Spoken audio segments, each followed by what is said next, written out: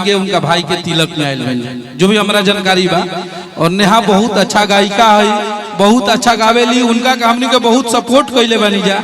हमार पहला गाना आई रहे मुखिया मुखिया इन कलू जी के, तो उनका के गवौले रही। आज वो लड़की यहाँ से लेके यहाँ तक पहुंची है तो हम लोग को बहुत खुशी होता है। और मेरा भाई अभी रंजीत गा रहा था, मोनू है, हमनी के गर्जीवन जख्मी भैया बाणे, सनी बाबू बाणे, और भोजपुरी के सबसे पुरान सजिंदा मान के चली जगह हमनी के देख के बजावल देख के हमनी के लाइन में आयल बन जा अंजनी भैया। तो सब लोग बड़ा बड़ा लोग बा, स्पीड रिकॉर्ड के प्रवीण भैया बाणे, निशांत बाबू बाणे, मनु जी बाणे। आज एजा कोनो कार्यक्रम नहीं क्या हो, ये भोजपुरी के एगो परिवार के सम्मेलन भइल बा।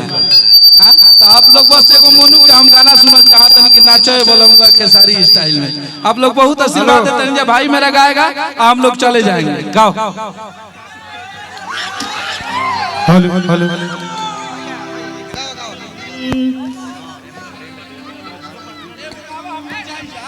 एक गो गाना जितना भी यहाँ उपस्थित बनी जा सभी का जीवन हमारे आदरणीय बड़े भैया सबको इस मंच के माध्यम से आपका भाई भोजपुरी के गायक मोनू अलवेला के तरफ से गोड़ छू के प्रणाम आशीर्वाद के रूप में को ताली बजा के स्वागत कर। आज हमने के नेहा जी के भाई के शादी में पूरा कलाकार उपस्थित बानी, जब बड़ा खुशी होता, गर्व होता। चाहम कि तमाम जितना भी कलाकार हमने लागे आइल बानी जा, सबके सम्मान में सबके स्वागत में को ताली बजा कर वो लोग स्वागत करी जाएगा। और हमारे बीच आदरणीय बड़े भैया अखिलेश भैया, जिनका बहुत ही प्यार आशीर्वाद रहता है, विवेक भैया, सबको दिल से प्रणाम। पवन बाबा, हम रंजनी भैया के गोड़ छू के प्रणाम बा। और वीडियो बनाइब हम अपना मोबाइल में जी, अपना मोबाइल में, कि केहू के तनो करी रंगदारी, खेसारी सब पे भारी रही है, खेसारी सब पे भारी रही है। हमसे सब भैया बोलते हैं, जितने भी मीडिया वाले न्यूज वाले हैं, कि आप खेसारी जी पे खाली गाना क्यों गाते हैं।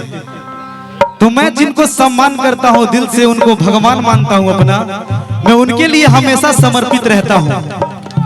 और मैं हमेशा एक नाव पे चलने वाला इंसान हूं।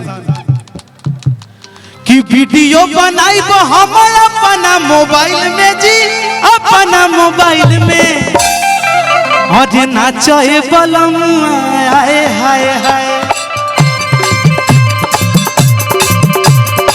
वीडियो बनाइब हम अपना मोबाइल में जी, अपना मोबाइल में। आप लोग याद रखिएगा,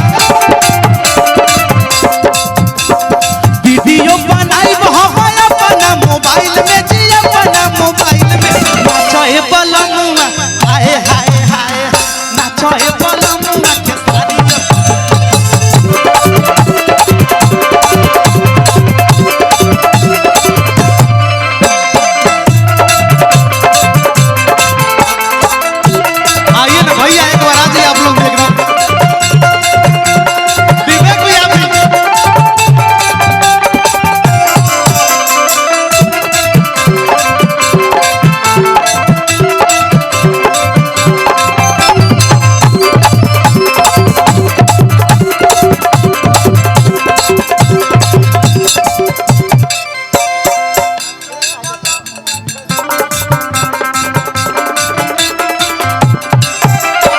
विवेक भैया के तरफ से लाखों लाख रुपए का पुरस्कार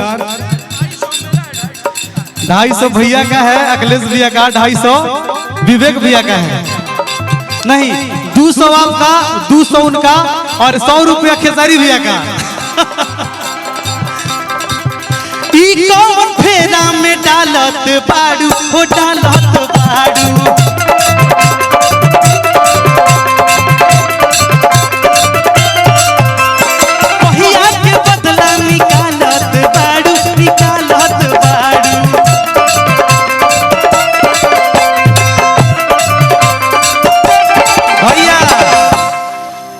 रउआ संगे फोटो लगाइब प्रोफाइल में, लगाइब प्रोफाइल में, कि रउआ संगे फोटो लगाइब प्रोफाइल में, लगाइब प्रोफाइल में।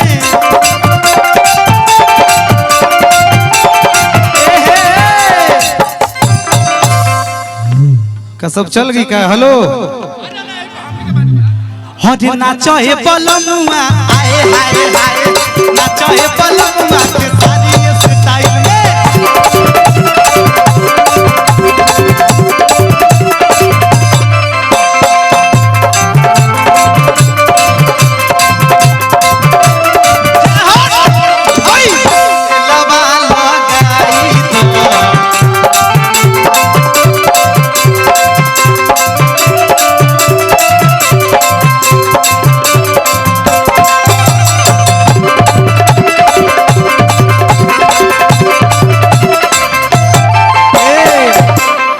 एगो हमर गाना आउ बहुत बड़ा हिट भइल बा जे 100 मिलियन हो गेल बा।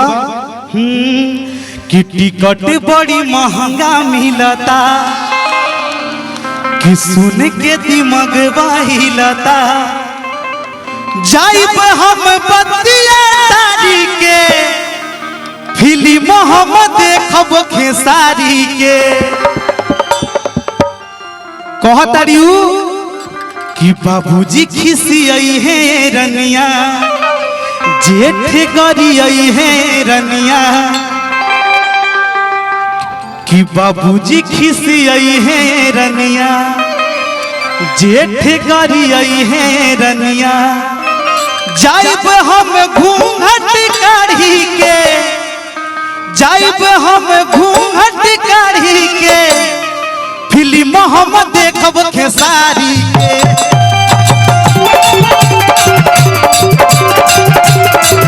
बलम बत महल नारी के फिल्म हम देखब खेसारी के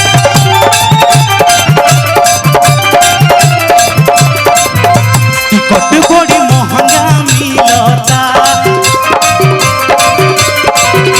कि सुन के दिमाग हिलता टिकट बड़ी महंगा मिलता कि सुन के दिमाग हिलता जाइब हम बतियारी के फिल्म हम देखब खेसारी के भैया मोनू भाई मतलब यहाँ पे इतनी जनता बैठी है, दुनिया अपना अपना गाना गाती है, लेकिन मोनू है एक सुपरस्टार के नाम पे गाना गा के 100 मिलियन कर दिया। आप सबको लव यू है। सब लोग अपना अपना गाना गाओ, मोनू खेसारी भैया का नाम पे गाना गा के 100 मिलियन कर देता है। जियो खेसारी। तो फिर कल एक आ रहा 100 मिलियन। ये गाना मेरा मोनू अलबेला जंक्शन से रिलीज हुआ है, रिलीज कल हो रहा है। बहुत ही अच्छे जो गीतकार हमारे बड़े भैया सुखदयाल सोहरा भैया के लिखा हुआ गाना है कि घरवा के खात नहीं खाना बा कि घरवा के खात नहीं खाना बा खेसारी जी के गाना दिन भर गावता नचनिया के सैया दीवाना बा नचनिया के सैया दीवाना बा कि घरवा के खात नहीं खाना बा खेसारी जी के गावती त गाना बा नचनिया के सैया दीवाना बा नचनिया के सैया दीवाना बा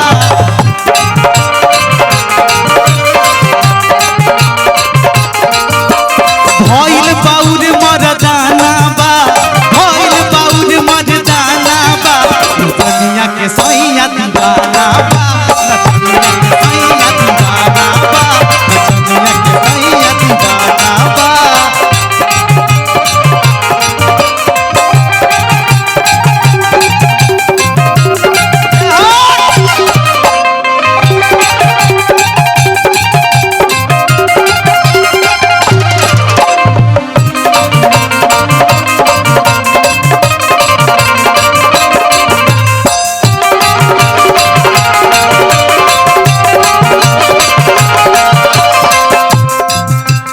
भैया टाइम नहीं के सबके गावे के बाद फिर से लास्ट में वही गाना और की वीडियो एक बार हाला करके भैया तनी दोनों हाथ खोल के एकदम ये छपरा का पावन पवित्र धरती और खेसारी भैया का धरती है।